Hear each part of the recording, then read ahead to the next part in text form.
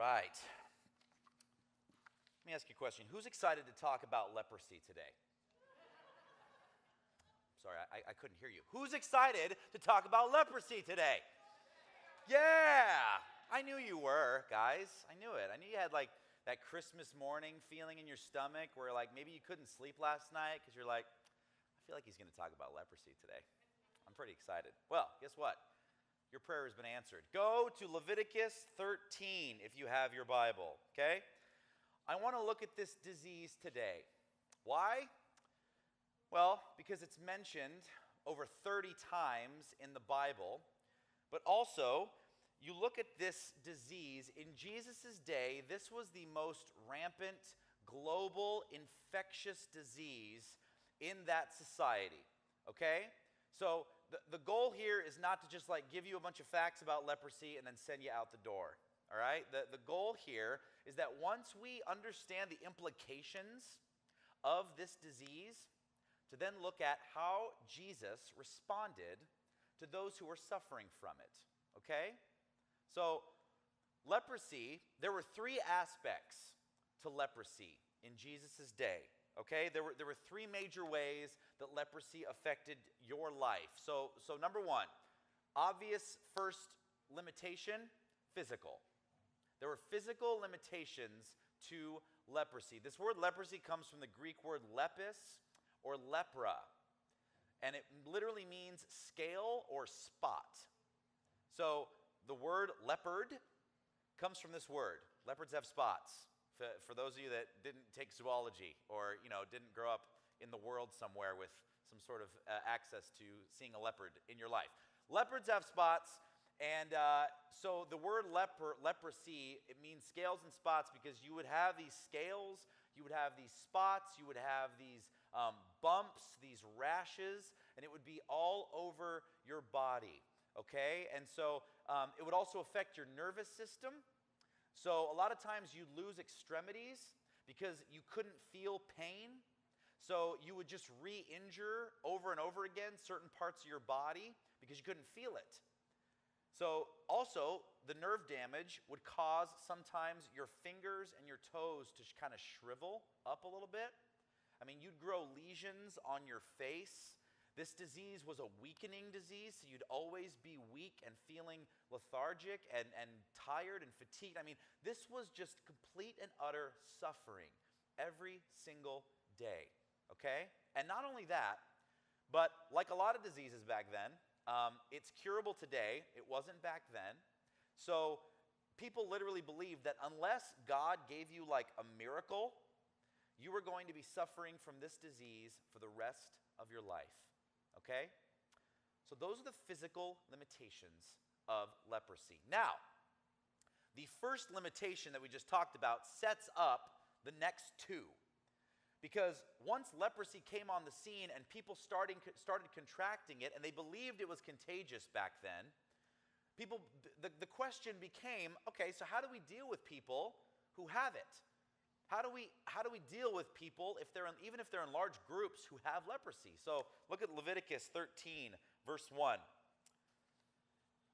The Lord said to Moses and Aaron, when anyone has a swelling or a rash or a shiny spot on their skin that may be a defiling skin disease, so that's leprosy, they must be brought to Aaron, the priest, or to one of his sons who is a priest. The priest is to examine the sore on the skin, and if the hair in the sore has turned white and the sore appears to be more than skin deep, so this is like WebMD for ancient Israel, right? Like if your symptoms are this, and this, you probably got this. So if it's more than skin deep, it is a defiling skin disease. When the priest examines that person, he shall pronounce them ceremonially unclean. Okay, so what happens if you're ceremonially unclean? Jump down to verse 45. Anyone with such a defiling disease must wear torn clothes, let their hair be unkempt, cover the lower part of their face, and cry out, unclean, unclean. As long as they have the disease, they remain unclean. And here's the kicker. They must live alone. They must live outside the camp. So this leads us to the second limitations that people with leprosy were dealing with. That's social limitations, okay? Not only was it humiliating that you were dealing with this defiling skin disease that was causing you physical pain, physical suffering, but now you had to go and announce it to people. You had to yell to the whole town before you were coming that you were ceremonially unclean. I mean, first your health is gone, and now your dignity, right? And I mean, we understand this, don't we? I mean, like, have you ever known anybody, and maybe some of you have dealt with this yourself, like somebody gets a really bad diagnosis at the doctor, and then they got to go and tell people about it. I mean, we live in the age of social media, brothers and sisters. I mean, somebody receives like a terminal illness or something that severe, and now they got to go and tell people on Facebook. They got to go to announce it to their communities, to everybody around them. I mean, it's humiliating, this idea that they had to go and do that to make it public. So that's what people with leprosy were dealing with in this time. It wasn't just the physical disease, it was the fact that they had to go and tell people they had this disease. Not only that they have this disease, but that this disease has made them now ceremonially unclean. And you know what? Leviticus alone doesn't do this justice, okay? So I want to share with you a few ancient Jewish texts, ancient Jewish quotes about leprosy, okay? So the first one is from Josephus. Josephus was a first century Jewish historian. We have a lot of writings from Josephus. Josephus said this: "It was forbidden for a leper to come into the city at all or to live with any others as if they were in effect dead persons." So if somebody in your family got leprosy and they had to leave their community, they had to go and leave their family and go somewhere else, you might as well treat them as if they're dead. That's how it might as well be that they like disappeared to you, that they're no longer existent. That's how bad this disease was. Two other rabbis, Yohanan and Lachish, these are two first century rabbis, said this: "It is forbidden to walk 4 cubits." A cubit was like an arm's length back then. "It is forbidden to walk 4 cubits or 100 cubits, depending upon whether there was a wind blowing at the time," which, whatever that means, "to the east of a leper." So do you see that? There's literal boundaries. You cannot come within a certain distance of a leper. This is my favorite one. This is from Rabbi Meir. He says this: "I will refrain from eating eggs which came from a district where lepers lived."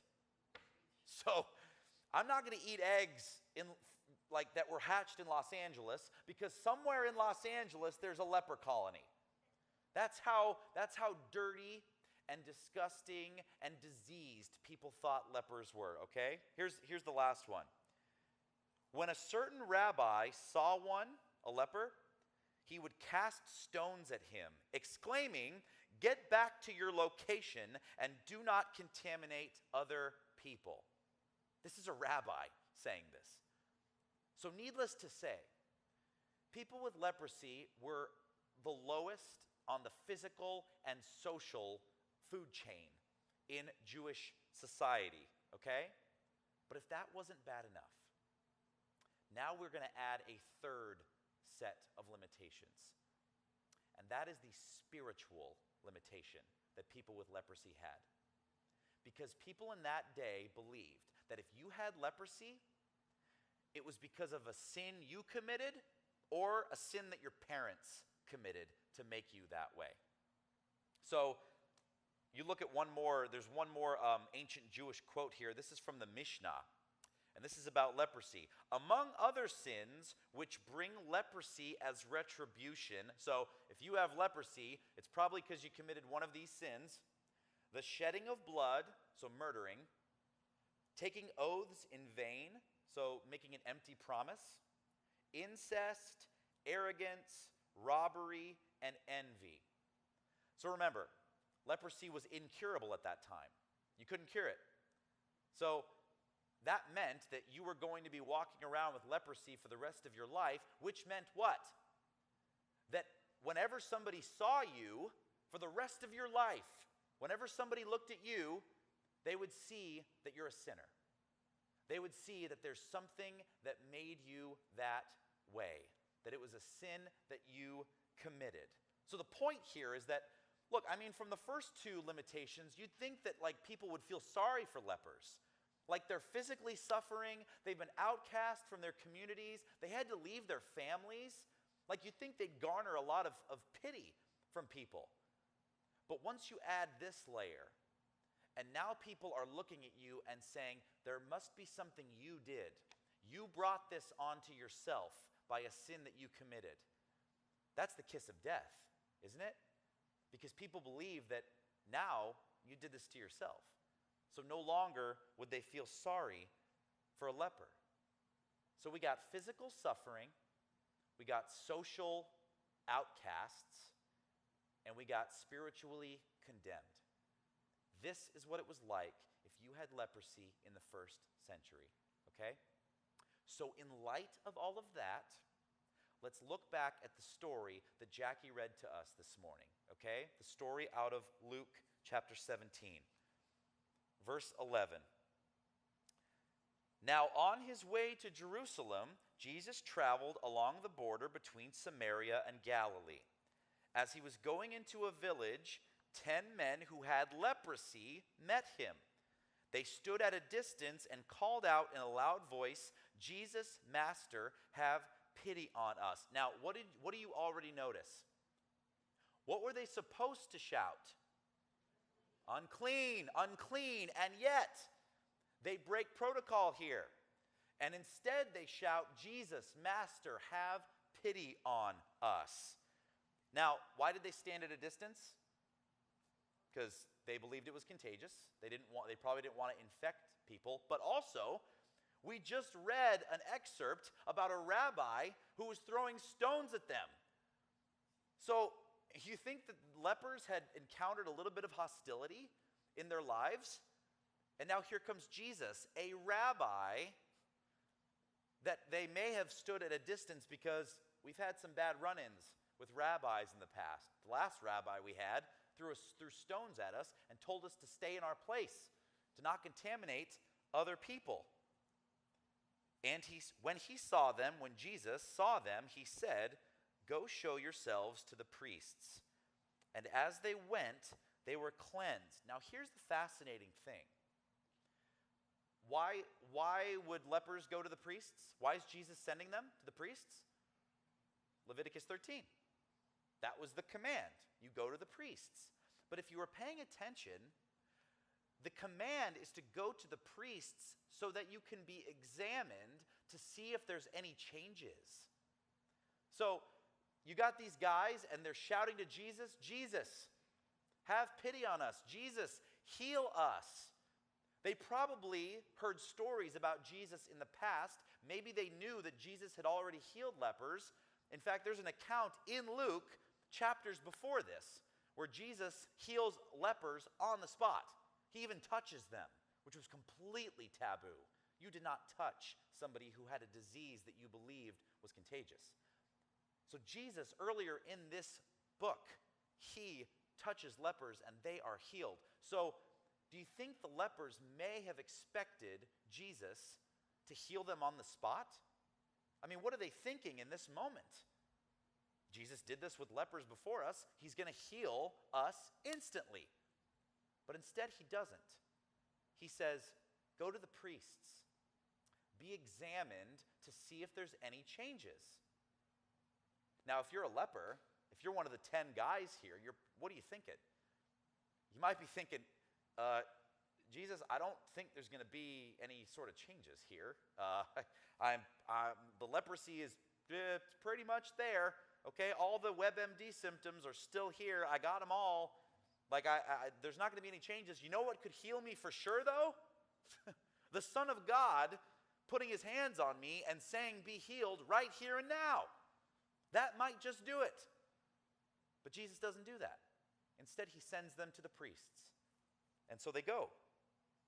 And as they went, they were cleansed. So on the way, along the road to go see the priests, they all get healed. Now, the word cleansed here is katharizo, and it literally means to be made whole again. Okay? So this was not like they had a little cut on their arm and Jesus puts his hand on it and heals them instantly and they're fine. I mean, look at the three implications that we just talked about with lepers. All three of those social limitations were now gone, completely wiped away. Not only are they healed from the physical disease, but what else happens now? They can go back into their communities. They can go back to their families. And even more so, now no longer will people look at them and see a sinner. No longer will people look at them and wonder, what did that person do to make them that way? I mean, this was so much more than just a physical healing. Their lives were changed forever through this act. I mean, this was like they've been given a second chance at life. Now, here's the fascinating thing, okay? If you're reading this story, you think this is the end of the story, don't you?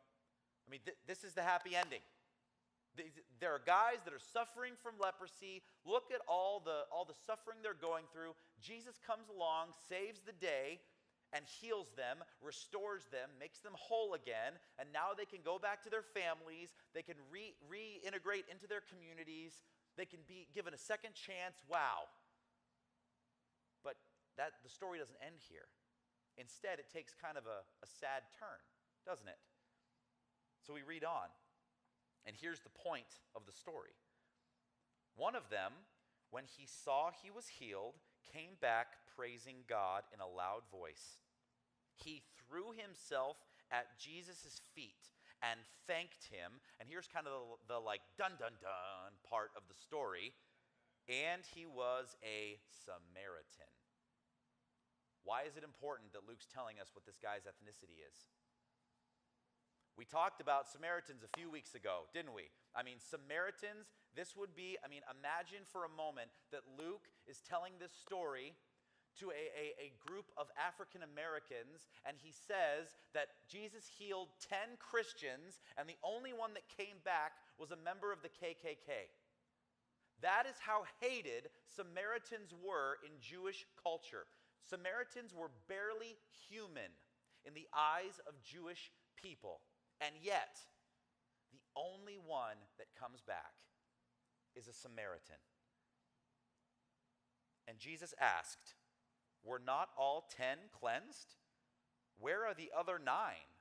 Has no one returned to give praise to God except this foreigner?" In other words, was the KKK member the only one that came back that thought to give thanks and praise to God and honor God as their one God? They're the only ones that did this? I mean, you can sense a little bit of sadness in Jesus here, right?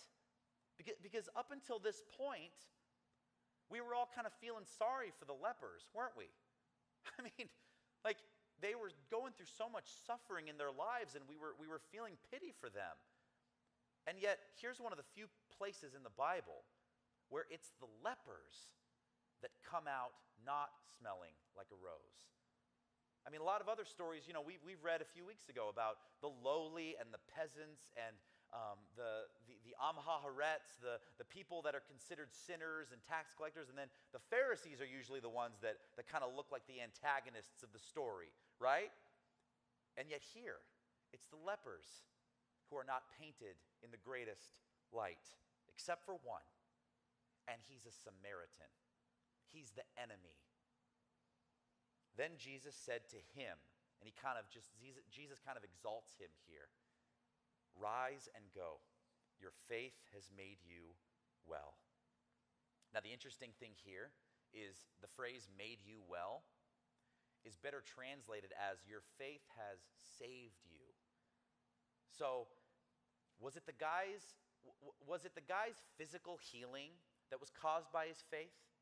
I mean, is that what did it for his physical healing? I mean, all 10 of them were healed, right?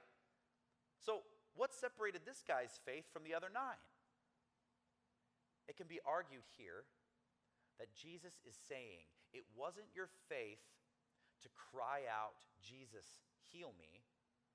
it was your faith to come back and give thanks to God and acknowledge God as the source of this thing that you've been given.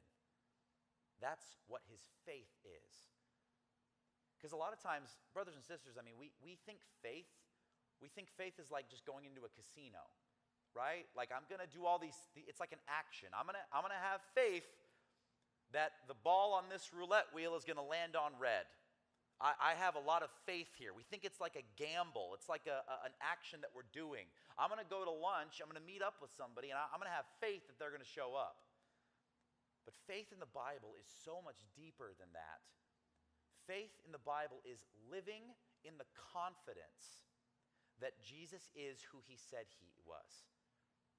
That is what faith ultimately is. So when this guy returns, by him coming back, the strength of his faith is revealed, isn't it?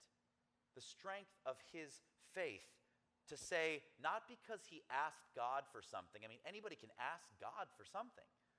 But it was what separated him is that once he got what he wanted, his first response, he was so changed that his first response was to come back and acknowledge that Jesus is Lord over everything else. To acknowledge that God is the giver of all good things that he's been given. That is faith. And the point this morning is that we struggle with this, don't we? I mean, we struggle with this like, we love to ask God for things. But in the times when he actually answers yes, we have a difficult time remembering. You know, our gratitude doesn't seem to last very long. I can't tell you how many turbulent flights I've been on where I just sit there and I say a silent prayer and I'm just like, God, if you will just land this plane, oh, I will be such a better Christian. I promise. I'll be so good. And then the plane inevitably lands and we're safe. And maybe I have gratitude for a few minutes. And then inevitably, I just kind of forget. I forget God. I move on with my life. Sports fans out there, God, if you will just let my team win the Super Bowl, oh, I will tithe double every Sunday. I promise. If you just do that for me. People that have been sick, God, if you just give me good news at this doctor's appointment, I will feed so many homeless people. And then just like these 9 guys that had leprosy, all of a sudden, once we get what we want, we kind of forget God. It's almost like God has become this ATM, you know? In the ATM, when you take money out, before you go back to your car, do you turn around and thank the ATM? Do you say, thank you so much for this deposit? No! You go there to get something, you get what you want, you leave. How often do people of God kind of treat God that way, in that flavor?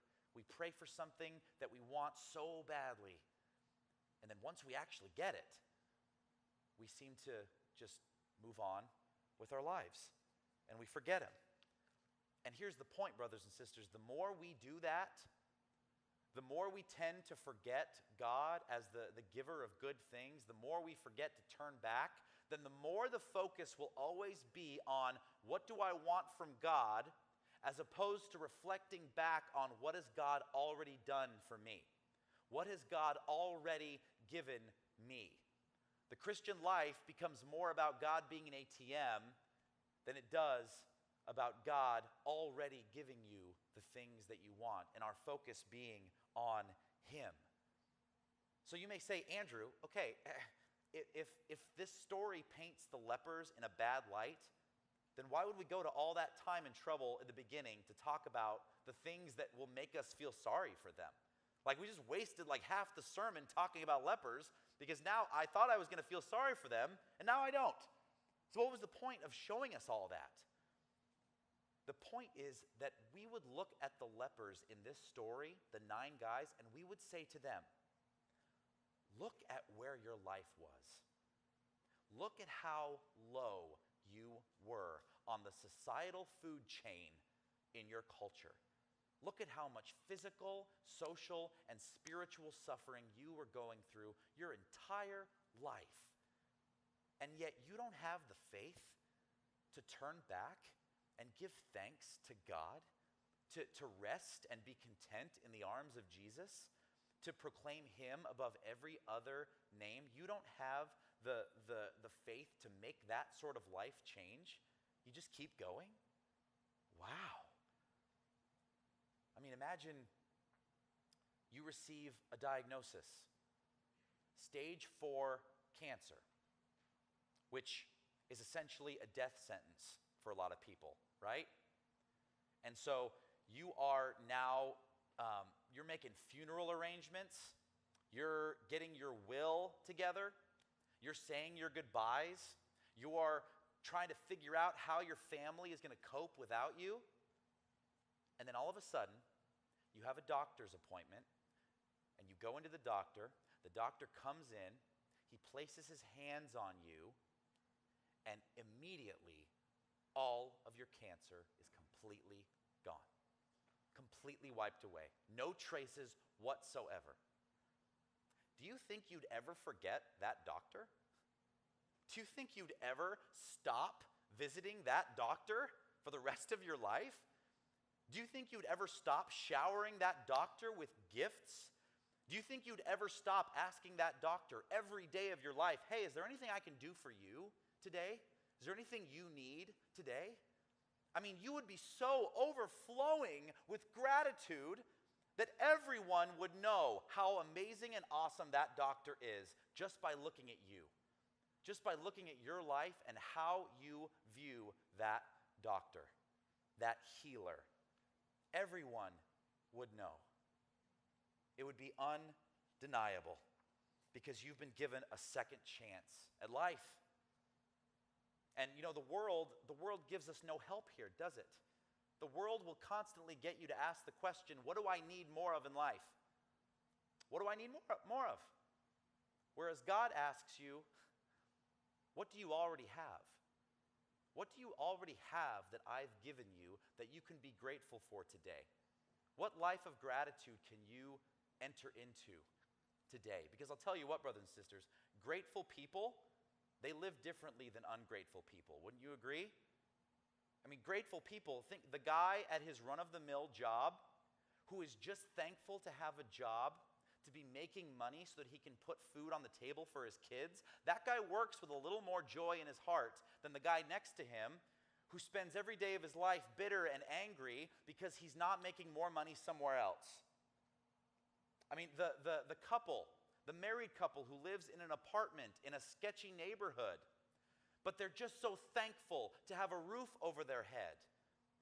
They're a little more joyful neighbors than the ones down the hall who spend every day bitter and angry because they don't live in a bigger apartment or in a house or in a mansion. The one who is sick, the woman who is sick, but she's just thankful that God gave her breath today. She lives a little more joyfully than the woman in the hospital bed next to her who is still bitter and angry at God because he has not healed her yet. Grateful people live differently than ungrateful people. It's just a fact. My cousin, she and her husband, they had their first kid in 2005. His name's Kyle. He's awesome. He's a little pain now because he's 13, but you know, no offense, Manny. But they had him back in 2005, and their plan was always to have 3 kids. They wanted to have 3 kids. They both were in families that had 3 kids, and so naturally they just said, we want to have 3 kids. So about a year later, they tried for a second kid, and she got pregnant.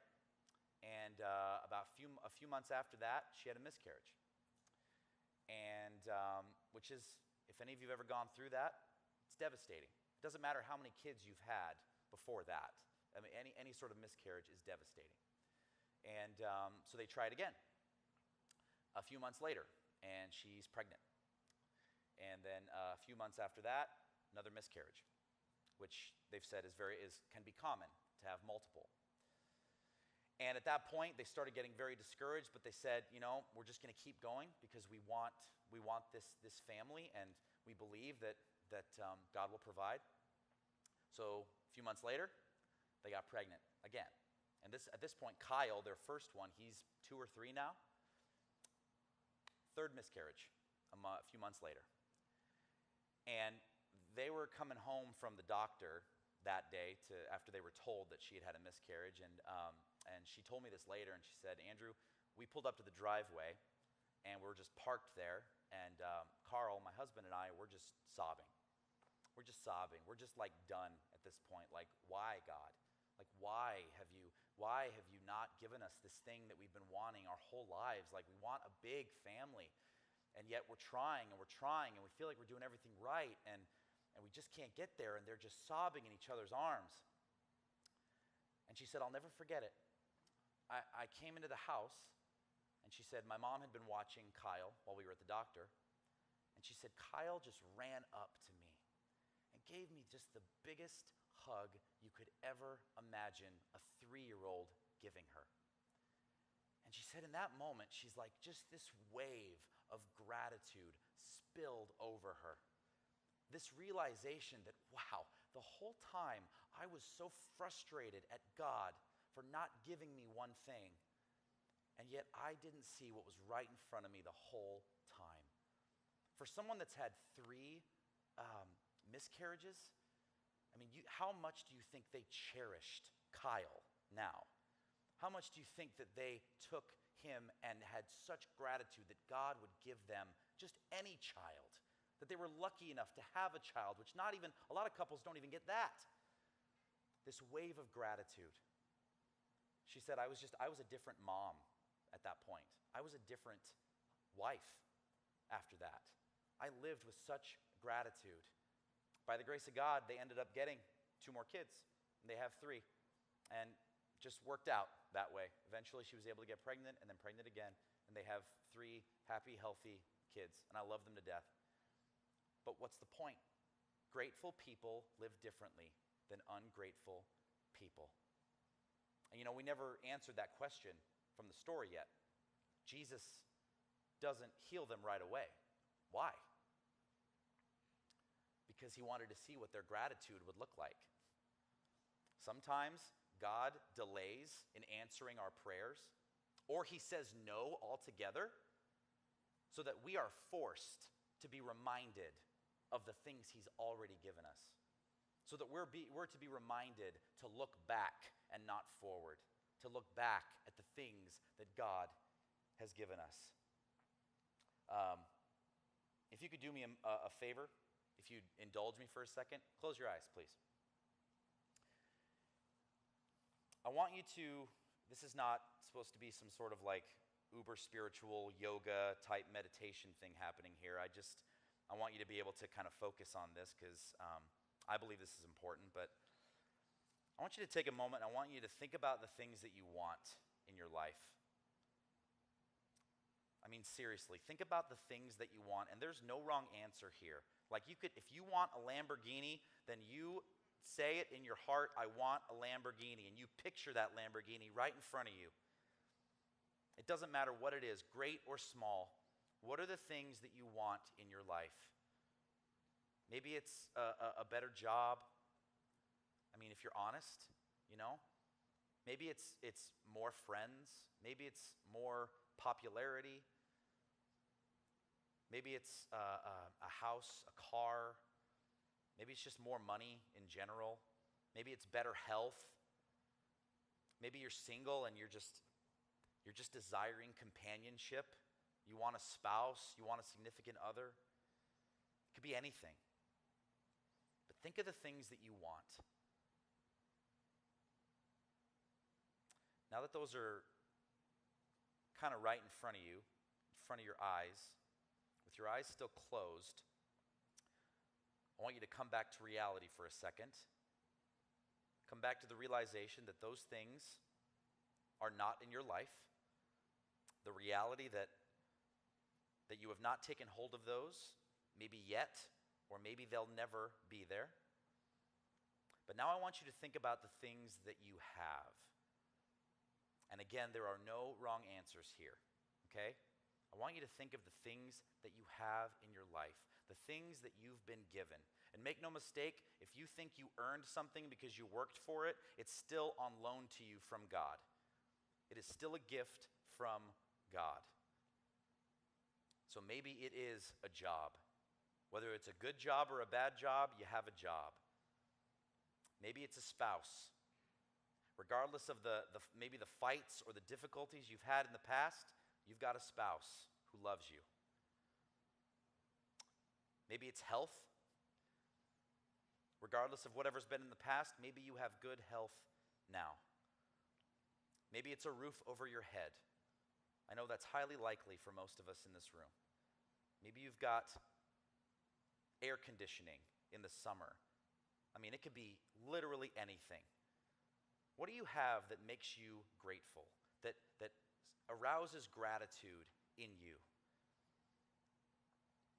And with your eyes still closed, if you're that person right now that's the exception and you're thinking, Andrew, I actually can't think of a lot of things in my life that I'm thankful for. You don't know my story. You don't know where I've been. How about this? What if I said to you that just like those 10 lepers, that you have hit the lottery already? Some days it may not feel like it. Most days it may not feel like it.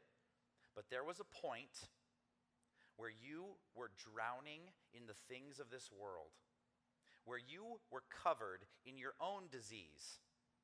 This disease called sin and shame. You messed up more times than you could count. You said things you shouldn't have said. You did things you shouldn't have done. You thought things you shouldn't have thought. And even if you didn't do any of those things, you never had a chance because you were born with this disease. And just like leprosy, it is a crippling, humiliating disease.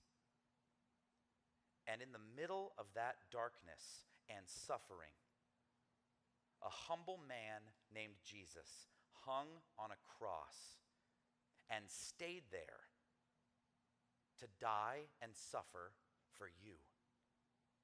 For you. You who were sitting there in the dirt and the mess of this life, like a diseased leper, being completely disconnected from God. And yet God completely refuses to give up on you. So though an innocent man is crucified, through that now you have katharizo. You are cleansed. You are made whole. You're set free. And the reward of being set free in Jesus is being set free in Jesus. So the same question that we would ask those 9 lepers that never came back, I ask you now. Do you realize what's been done for you? Do you truly believe that you have hit the lottery? And if you do, then what's your response? To keep living with the desire for more things? To keep living your life with no changes? To be so focused on the things that you don't have and the things that you want? Or to make a complete U-turn? To turn around and run back, fall at the feet of Jesus, give thanks and praise to him, and choose to live every day out of that gratitude for the things you've been given.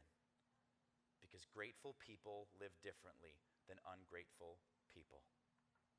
So Father God, I thank you for this morning.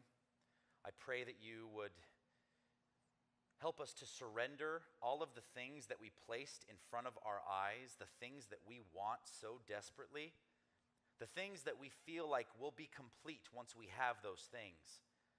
God, I pray that you give us the strength and the courage to surrender those to you and to acknowledge where we are, right here, right now, basking in your love, in your goodness. Father, I pray that we do not reflect on those things, but that we turn back and we look and acknowledge the things that you've already given us. And God, it may not be a lot of material things. It may not be a lot of relational things. But God, we know in this room the thing that we have all been given. And that is grace because of your Son.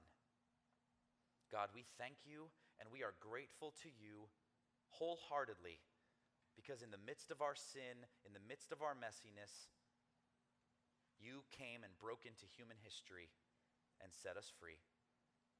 And that's what we celebrate. So God, I pray that as we go this week, as we look at all the things that we have to get done, and maybe some of those things that we have to get done are part of our pursuit to have the things we don't have, God, I pray that you would ultimately remind us of the things we do have and see if that makes us live a little differently. Help us to live a life of gratitude. God, I pray for our sick and our shut-in. I pray for Al. I pray for Shirley. I pray for Cheryl, for Roxanne's family, for Mike.